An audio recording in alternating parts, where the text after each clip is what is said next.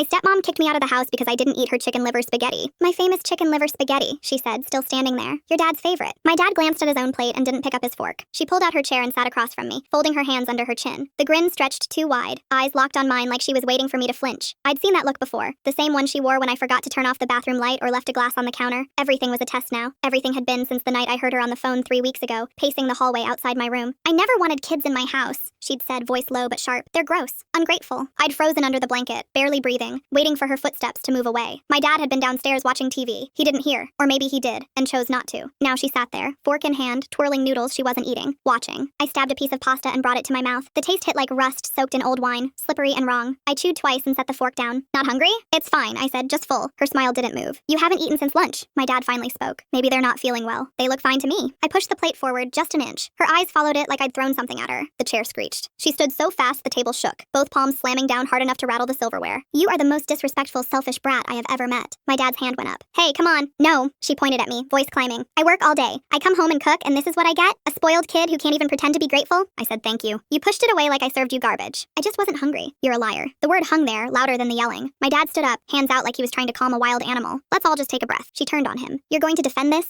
After everything I do for this family? I'm not defending anyone. I'm saying we don't need to. I can't do this anymore. Her voice cracked, but it didn't sound sad. It sounded like a door slamming. She looked back at me, eyes wet but sharp. Get out. My chest went tight. What? You heard me. Pack your things and get out of my house before I call the cops. My dad stepped between us. You don't mean that. I absolutely mean it. Where is she supposed to go? I don't care. A friend's, the street, anywhere but here. I stood up, legs shaking, and walked toward the stairs. My dad called my name, but I didn't turn around. I grabbed my backpack from the closet and started shoving clothes inside, hands moving on autopilot. A toothbrush, charger. The photo of my mom I kept in the nightstand. Downstairs, their voices kept rising and falling, his pleading, hers cutting through every word. When I came back down, she was standing by the door with her arms crossed. My dad looked like someone had punched him in the chest. This is insane, he said. Then stop her. But he didn't. He just stood there, torn open and silent, while I walked past both of them and out into the cold. The streetlight buzzed overhead, casting everything in sickly yellow. I stood on the sidewalk with my backpack digging into one shoulder, phone already out. Cold bit through my jacket, but I barely felt it. My hands moved faster than my brain, scrolling through names until I landed on Becca's. Can I crash at your place tonight? 3 dots appeared immediately, then vanished, then came back. What happened? I typed and deleted 4 different responses before settling on the simplest one. Got kicked out, long story. Her reply came in seconds. Doors unlocked, come over. The walk took 20 minutes. Every step felt like putting distance between myself and something that was supposed to be permanent. Home wasn't supposed to be conditional. It wasn't supposed to come with a scorecard. Becca opened the door before I even knocked. She took one look at my face and stepped aside without a word. Her parents were already asleep upstairs, the house dark except for the glow from the TV in the living room. She pointed toward the couch and disappeared into the kitchen, coming back with a blanket and a bag of pretzels. You want to talk about it? Not really. She sat on the floor, back against the couch, and turned the volume down on whatever was playing. We stayed like that for a while, her pretending to watch the screen, me staring at the ceiling and replaying every second of dinner, the way she'd smiled, the way my dad had just stood there. My phone buzzed. I'm sorry, that was it. 2 words from my dad, sent at 11:30 at night while I was on someone else's couch. I stared at the message until the screen went dark, then shoved the phone under the blanket. Becca glanced over her shoulder. Him? Yeah. What did he say? That he's sorry. She didn't ask what I was going to do. She just handed me the remote and told me to pick something mindless. I scrolled through options I wasn't really reading, landed on some cooking competition, and let the noise fill the silence. Morning came too fast. Becca's mom found me folded into the couch cushions, blanket tangled around my legs, and didn't ask questions. She just set a plate of toast on the coffee table and said I could stay as long as I needed. Her voice was soft, careful, like she already knew more than I'd said. My phone had 3 new messages. We need to talk. I mean it. Call me, please. I turned the screen off and ate the toast in 4 bites. Becca came downstairs an hour later, hair still wet, and sat cross-legged on the floor. So what now? I don't know. You going back? No. She nodded like that was the only answer that made sense. You tell anyone else? Not yet. You should probably let someone know. Your aunt maybe? I hadn't thought about my aunt. She lived 2 hours away and only showed up for holidays, but she'd always been decent. The kind of person who asked real questions and didn't pretend everything was fine when it wasn't. I pulled my phone back out and typed before I could overthink it. Hey, can I call you later? Something happened. Her response came while I was still holding the phone. Call now if you can.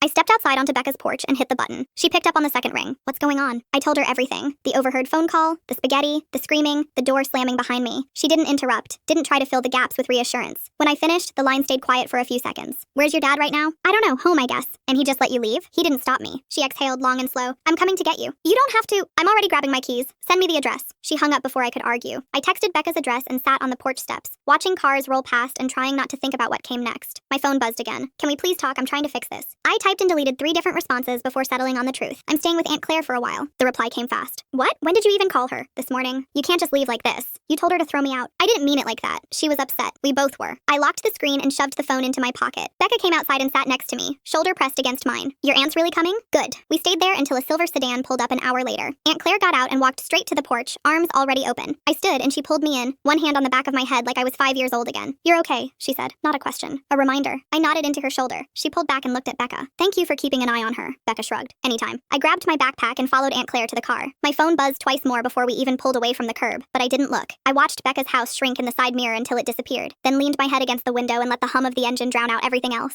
Aunt Claire didn't ask questions for the first 20 minutes. She just drove, one hand on the wheel, the other resting on the center console. Finally, she spoke. You're staying with me as long as you need. I don't want to be a burden. You're not. Dad's going to freak out. Let him. I looked over at her. She didn't look angry, just tired. The kind of tired that came from watching something break that should have held. He texted me this morning, she said. Told me you ran away. I didn't run away. She kicked me out. I know. He didn't even try to stop her. Her jaw tightened. I know that too. We drove the rest of the way in silence. When we pulled into her driveway, she turned off the engine and looked at me. You're safe now. That's all that matters. I nodded, throat too tight to speak, and followed her inside. Aunt Claire's guest room smelled like lavender and old books. The bed was too soft, the kind that swallowed you whole, and I spent the first night staring at the ceiling fan making slow circles in the dark. Every time I closed my eyes, I saw her face across the table, that too wide smile daring me to say something, the slam of her hand on the wood, my dad frozen in place like a statue. I rolled over and checked my phone. 4:30 in the morning. No new messages. That should have been a relief. Instead, it felt like confirmation. Aunt Claire knocked twice before opening the door, already dressed, hair pulled back. Breakfast is ready when you are. I dragged myself out of bed and found her in the kitchen, scrambling eggs like this was normal, like I hadn't just shown up on her doorstep with everything I owned in a backpack. She set a plate in front of me and sat across the table with her coffee. You sleep at all? Not really. Yeah, I figured. I pushed the eggs around with my fork. Did he call you? 3 times. What did you say? That you're safe and he needs to give you space. He's probably pissed. She took a sip of coffee. He's probably a lot of things right now. My phone buzzed on the table. I flipped it over without looking. You don't have to answer, she said. I know, but I picked it up anyway. 2 new messages, both from him. Please just tell me you're okay. I'm trying to figure this out. I set the phone back down. Aunt Claire watched me over the rim of her mug. What do you want to do? I don't know. That's fair. I just keep thinking maybe I made it worse. Maybe if I just stop. Her voice was firm but not harsh. You didn't make anything worse. You set a boundary and she couldn't handle it. But he's stuck in the middle now. He put himself there. I didn't have an answer for that. I ate the eggs in silence while she finished her coffee, and when I was done, she cleared both plates without making me ask. I have to run some errands, she said. You're welcome to come, or you can stay here. Your call. I'll stay. She grabbed her keys and paused at the door. If he shows up, you don't have to let him in. You think he'll come here? I think he's desperate. Desperate people do unpredictable things. She left, and the house went quiet. I sat on the couch with my phone in my lap, scrolling through messages I wasn't ready to answer. Becca had texted twice checking in. A few people from school had sent variations of, you okay? And what's going on? But I didn't know how to explain it without sounding dramatic. I opened my messages with my dad and stared at the screen. My thumb hovered over the keyboard for a full minute before I finally typed. I'm fine, I'm at Aunt Claire's. The 3 dots appeared immediately. Can we talk? Just the 2 of us. I don't know what to say. You don't have to say anything, just let me explain. I locked the phone and tossed it onto the couch cushion. Explain what? That he'd stood there and let her scream at me? That he'd watched me pack my bag and didn't say a word? The phone buzzed again. I ignored it. An hour later, Aunt Claire came back with groceries and a look on her face that told me something had shifted. She set the bags on the counter and turned to me. He called again. What did he say? That he's coming over tomorrow. I told him not to, but I don't think he's listening. My stomach twisted. I don't want to see him. You don't have to, but he's going to try. I spent the rest of the day bracing for it. Every car that passed outside made my pulse jump. Every notification made me flinch. By the time night rolled around, I was so wound up I couldn't sit still. Aunt Claire made spaghetti for dinner. The normal kind, with marinara and garlic bread. I managed 3 bites before my throat closed up. You don't have to eat it, she said quietly. I'm sorry, don't be. She cleared my plate without another word, and I felt like the worst person alive. That night, I lay in bed scrolling through old photos on my phone. There was one from 2 years ago, before he'd even met her, back when it was just the 2 of us. We were at some diner, him mid-laugh with ketchup on his chin, me holding up french fries like bunny ears behind his head. I stared at it until my eyes burned. He texted again at midnight. I know you're angry. I don't blame you, but I need you to understand that I'm trying. I typed and deleted 4 different responses before settling on nothing. I turned my phone off and buried it under the pillow. Morning came with the sound of a car door slamming outside. I shot upright, heart pounding, and looked out the window. His truck sat in the driveway. Aunt Claire was already at the front door, arms crossed, blocking the entrance. I couldn't hear what they were saying, but I could see his hands moving, the way he kept glancing past her toward the house, toward me. I stayed frozen at the window, half hidden behind the curtain. He said something, and she shook her head. He said something else, louder this time, and she stepped forward, closing the gap between them. Whatever she said next made him stop. His shoulders sagged, and he looked down at his feet. Then he looked up, straight at the window, straight at me. I stepped back, but it was too late. He'd already seen me. Aunt Claire said something sharp, and he turned back to her, hands raised like he was surrendering. She pointed toward his truck, and after a long pause, he walked back to it, but he didn't get in. He just stood there, one hand on the door handle, staring at the house.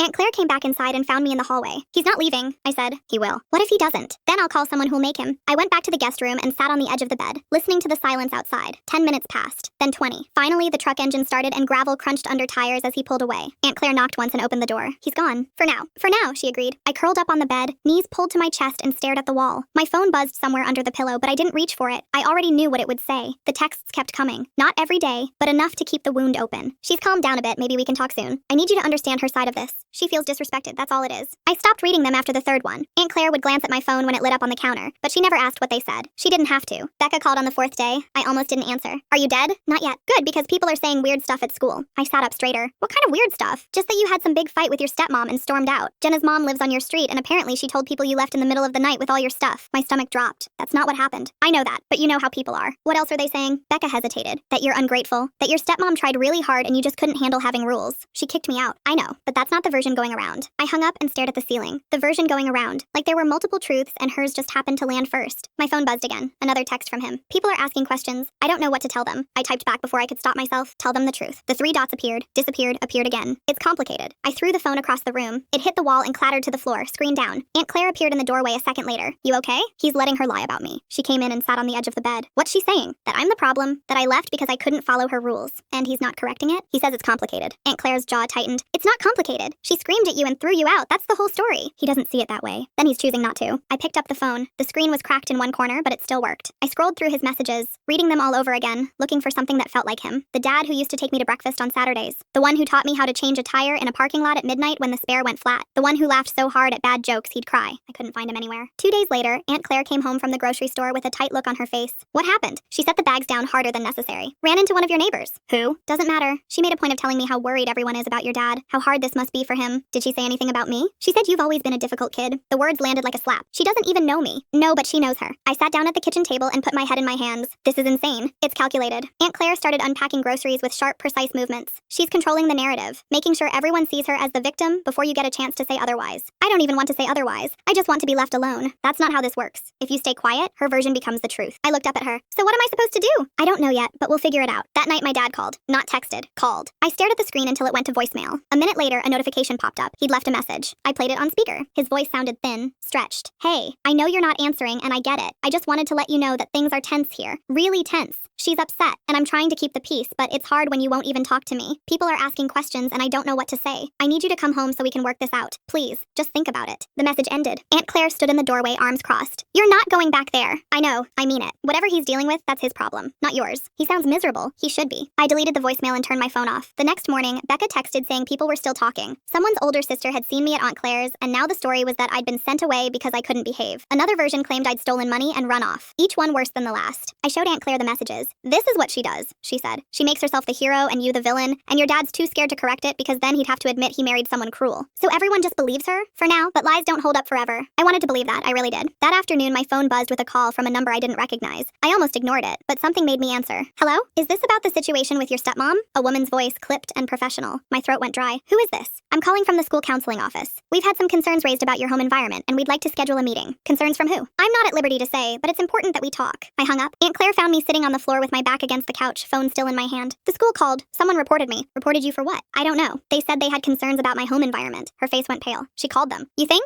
The room tilted. Why would she do that? Because she's covering her tracks. If she reports you first, she looks like the concerned parent. You look like the problem. But I'm not even living there anymore. Doesn't matter. She's making sure that if this ever gets out, her story's already in place. I felt sick. What do I do? You go to that meeting, and you tell them exactly what happened. What if they don't believe me? Then we get a lawyer. I spent the next 2 days rehearsing what I'd say, how I'd explain the dinner, the screaming, the way she'd pointed at the door, how my dad had just stood there, how I'd packed my bag in silence and left because staying felt dangerous. But every time I practiced, it sounded dramatic, exaggerated, like I was making it bigger than it was. Maybe that's what she was counting on. The night before the meeting, my dad texted again. I heard the school called. Please don't make this worse than it already is. I read it 3 times before I understood what he was really saying. Don't tell them the truth. I turned my phone off and didn't turn it back on. The meeting was scheduled for 10 in the morning. Aunt Claire drove me, her knuckles white on the steering wheel the entire way. She'd offered to come in with me, but I told her I needed to do it alone. The truth was, I didn't want her to see me fall apart if they didn't believe me. The counselor's office smelled like vanilla air freshener, and old carpet. Ms. Patterson sat behind her desk with a folder open in front of her, hands folded on top of it like she was praying. She smiled when I walked in, the kind of smile that didn't reach her eyes. Thanks for coming in. I know this must be difficult. I sat down and said nothing. We've received some information about your current living situation, and we want to make sure you're safe and supported. She glanced at the folder. Your stepmother reached out to us last week, expressing concern about your well-being. She mentioned that you'd left home suddenly and that there had been some conflict. My chest went tight. That's not what happened. Can you tell me your version? It's not a version. It's what happened. Ms. Patterson nodded slowly, like she was handling something fragile. Go ahead. I told her everything. The phone call I'd overheard, the months of comments and tests, the dinner, the screaming, the way she'd pointed at the door and told me to leave before she called the cops, the way my dad had just stood there, frozen. When I finished, Ms. Patterson was quiet for a long moment. That sounds really hard. It was.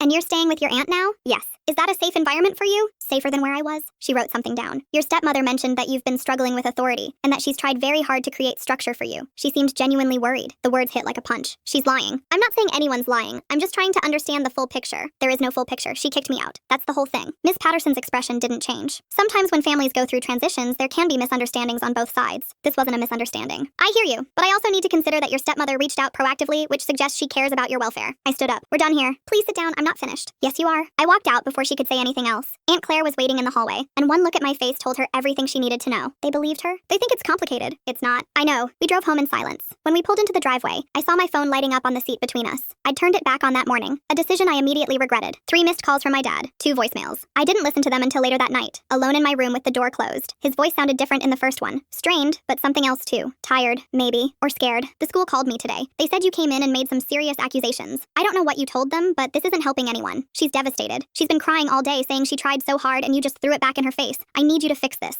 Please. The second message was shorter. Call me back. We need to talk before this gets any worse. I deleted both and turned the phone off again. 2 days passed. Quiet ones where Aunt Claire didn't push and I didn't talk. I helped with laundry, washed dishes, pretended to do homework. Becca stopped texting after I ignored her for the 3rd time in a row. The world felt smaller, like it was closing in. Then Wednesday morning, Aunt Claire's phone rang while we were eating breakfast. She glanced at the screen and frowned. It's your dad. Don't answer. I'm going to. She stepped into the other room. I could hear her voice through the wall, clipped and cold. When she came back, her face was unreadable. He wants to come by tonight, says he needs to talk to you. Tell him no. I told him 7 o'clock. Why would you do that? Because he's your father, and whether you like it or not, this conversation is going to happen eventually. Better here than somewhere else. I spent the rest of the day trying not to think about it. When 7 o'clock came, I was sitting on the couch staring at the door like it might explode. Aunt Claire sat in the chair across from me, arms crossed, jaw set. The knock came at 7 sharp. She opened the door, and there he was. Still in his work clothes, tie loosened, dark circles under his eyes that hadn't been there 2 weeks ago. He looked older somehow, smaller. Can I come in? Aunt Claire stepped aside. He walked past her and stopped a few feet from the couch, hands shoved in his pockets. Hey, I didn't say anything. He sat down in the chair next to Aunt Claire, perched on the edge like he might bolt at any second. I'm sorry I didn't come sooner. Okay, so why weren't you? He rubbed his face with both hands. Because I didn't know what to say. I still don't. Then why are you here? Because I can't keep doing this. Aunt Claire leaned forward. Doing what exactly? He looked at her, then back at me. Pretending this is fixable. Pretending she's going to change or that things are going to get better if we just wait it out. His voice cracked on the last word. They're not. She's not. I stared at him. What happened? She lost it again. 2 nights ago. I came home late from work and she started screaming about how disrespectful you've been, how ungrateful, how I'm too weak to handle my own kid. I told her to stop and she threw a plate at the wall. Then she grabbed the towels off the rack in the bathroom and started ripping them apart, yelling that nothing in this house gets respected, that she works so hard and no one appreciates anything. The neighbors called the cops? Yeah, they showed up, asked if everything was okay. She told them it was fine, that we just had a disagreement. They left, but one of them pulled me aside and said if they got called back, someone was getting arrested. Aunt Claire's expression didn't change. And that's what it took for you to see what she is? I saw it before. I just didn't want to believe it. So you let her run your kid out of the house instead. You did make a mistake, and I'm the one who paid for it. The room was silent for a long moment. Then he reached into his jacket pocket and pulled out a folded piece of paper. He set it on the coffee table between us. I found us a place. It's not big, but it's ours, just you and me, no one else. I picked up the paper. It was a lease agreement. 2 bedrooms, month to month, available immediately. You already signed it? This morning. What about her? I told her I'm leaving. She can keep the house. I don't care. She's just gonna let you go? She doesn't have a choice. Aunt Claire stood up. I'm going to give you 2 a minute. She walked into the kitchen and closed the door behind her. My dad leaned forward, elbows on his knees, staring at the floor. I don't expect you to forgive me. Not right now. Maybe not ever. But I need you to know that I'm done making excuses for her. I'm done choosing her over you. That's over. I looked at the lease agreement again. The address was across town, near the park where he used to take me when I was younger. Close enough to my school that I wouldn't have to transfer. Far enough from her that we'd never have to see her again. When do we move? He looked up, and for the first time in weeks, something like hope crossed his face. Tonight, if you want. I've got most of my stuff in the truck already. What about my things? The stuff I left at the house? I packed it yesterday while she was out. It's all in the truck. I set the paper down. She's going to freak out when she realizes you're serious. Let her. She's going to call people, tell them things. Let her do that too. I'm tired of caring what people think. Aunt Claire came back in, coffee mug in hand. She looked at me, then at him. So what's the plan? We're leaving tonight, I said. She nodded slowly. Good. My dad stood up. Thank you for taking care of them. I know I didn't make it easy. No, you didn't. I'm going to do better. You better. He looked at me. You ready? I stood up and grabbed my bag from the corner of the room. Everything I owned fit into into 2 duffel bags now. It felt lighter than it should have. Yeah, I'm ready. The apartment smelled like fresh paint and carpet cleaner. 2 bedrooms, a narrow kitchen, a living room barely big enough for a couch. The windows faced the parking lot, but if I stood on the balcony and leaned far enough to the right, I could see the edge of the park through the trees. My dad carried in the first box and set it down in the middle of the empty living room. Which room do you want? Doesn't matter. The one on the left gets more light in the morning. Then I'll take that one. He nodded and disappeared back out to the truck. I stood in the doorway of what would be my room and tried to picture it with furniture, with posters on the walls, with anything that made it feel like mine. Right now it was just beige carpet and blank walls and the hum of the refrigerator in the next room. We worked in silence for the next hour, hauling boxes and bags up the stairs. Most of my stuff fit into the closet. His took up half the living room, stacked against the wall in neat rows like he was planning to leave again any second. When the truck was empty, he locked it and came back inside. He stood in the middle of the living room, hands on his hips, surveying the mess like he was trying to figure out where to start. You hungry? Not really. We should eat something. There's nothing here. I'll order something. Pizza, okay? Sure. He pulled out his phone and placed the order, then sat down on one of the boxes and rubbed his eyes. The circles under them had gotten darker since the last time I'd seen him. He looked like he hadn't slept in days. You okay? He glanced up. Yeah, just tired. When's the last time you slept? I don't know. 2 days ago, maybe. You should sleep. I will, after we get settled. The pizza came 40 minutes later. We ate it sitting on the floor with paper towels for plates because neither of us had unpacked the dishes yet. It tasted like cardboard, but I ate 3 slices anyway. My dad finished one and pushed the box toward me. You can have the rest. You need to eat. I'm fine. You're not. He didn't argue, just leaned back against the wall and closed his eyes. For a second I thought he'd fallen asleep, but then his phone buzzed on the floor next to him. He picked it up, glanced at the screen, and his jaw tightened. Her? Yeah. What does she want? Same thing she's wanted for the past 2 weeks. To make me feel guilty. You're not going to answer? No. He turned the phone off and set it face down. The silence stretched out between us, thick and uncomfortable. I wanted to say something, anything, but every word felt too small for what had happened. Finally he spoke. I talked to a lawyer yesterday. I looked up. Why? Because she's threatening to file for abandonment. Says I left without notice, took community property, all kinds of stuff. Can she do that? She can try. The lawyer says she doesn't have a case, but it's going to be messy for a while. How messy? She's going to call people, spread stories, try to make me look like the bad guy. He opened his eyes and looked at me. You too, probably. She already did that. I know, but it's going to get worse before it gets better. I set down the pizza. What if people believe her? Some will, some won't. The ones who matter will figure it out, and the ones who don't, we let them go. The next morning, I woke up to the sound of his phone ringing in the other room. I checked the time. 6:30. Too early for anyone reasonable. I got up and walked into the living room. He was already awake, sitting on the couch with his phone in his hand, staring at the screen like it might bite him. Who is it? Your uncle. Which one? Bryce, her brother. What does he want? To tell me what a piece of garbage I am, probably. He answered it and put it on speaker. Bryce's voice came through loud and furious, already mid-sentence like he'd been rehearsing the whole drive over. You've got some nerve, you know that? Walking out on her after everything she's done for you? She gave you a home, she took care of your kid, and this is how you repay her? My dad's voice was calm, flat. She kicked my kid out. Because your kid was disrespectful. You think she wanted to do that? You think that was easy for her? I think she enjoyed it. You're out of your mind. Maybe, but we're done talking about this.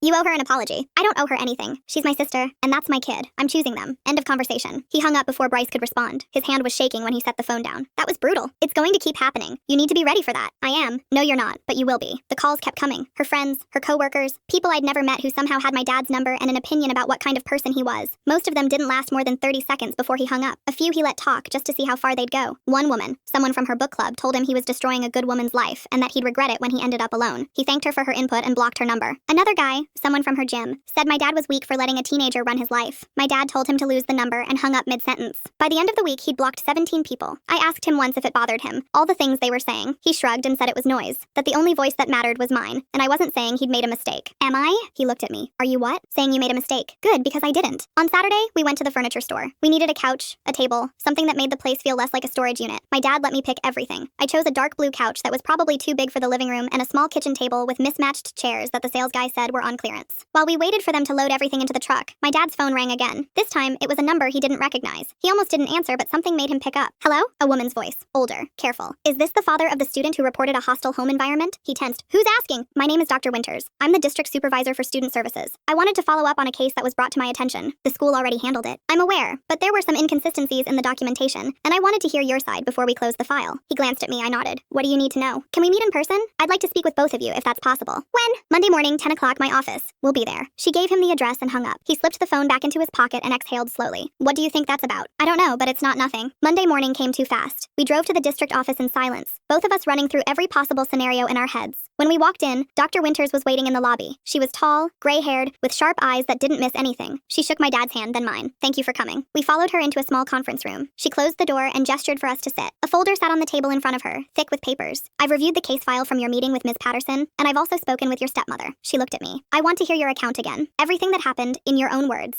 I told her. The same story I'd told before, but slower this time with more detail. She didn't interrupt, just listened, taking notes on a yellow legal pad. When I finished, she set down her pen and looked at my dad. And you were present during the incident? incident she's describing? Yes. Did you intervene? Not fast enough. Why not? He didn't flinch. Because I was scared. Of her. Of what would happen if I pushed back. I thought if I stayed quiet, it would blow over. I was wrong. Dr. Winters nodded slowly. Your stepmother claims that your child has been defiant and disrespectful for months. She says she's tried everything to build a relationship, but that nothing worked. She also mentioned that you've been enabling the behavior by refusing to enforce consequences. That's not true. Which part? All of it. My kid wasn't defiant, they were surviving. Can you give me an example? She criticized everything. The way they dressed, the way they ate, the music they listened to. She made them feel like they didn't belong in their own home, and when they finally couldn't take it anymore, she kicked them out and called it discipline. Dr. Winters wrote something down. And you've since left the home? Where are you living now? We have an apartment across town, just the two of us. She looked at me. Is that arrangement working for you? Do you feel safe? Do you have what you need? She closed the folder. I'm going to be honest with you. The initial report raised some red flags, but it was filed as a family dispute rather than a safeguarding concern. That was a mistake. Based on what you've both told me today, this should have been escalated immediately. My dad leaned forward. What does that mean? It means I'm reopening the case. I'll be conducting a full review, including interviews with other family members and anyone else who may have witnessed the behavior you've described. If the findings support your account, we'll issue a formal determination and provide documentation for any legal proceedings you may need to pursue. How long will that take? 2 to 3 weeks. And in the meantime, you keep doing what you're doing. You've removed your child from a harmful environment, and that's the most important thing. She looked at me. If anything changes, or if you feel unsafe for any reason, you call me directly. She handed me a business card with her cell number written on the back. We left the office 20 minutes later. My dad didn't say anything until we were back in the truck. That went better than I expected. You think she believed us?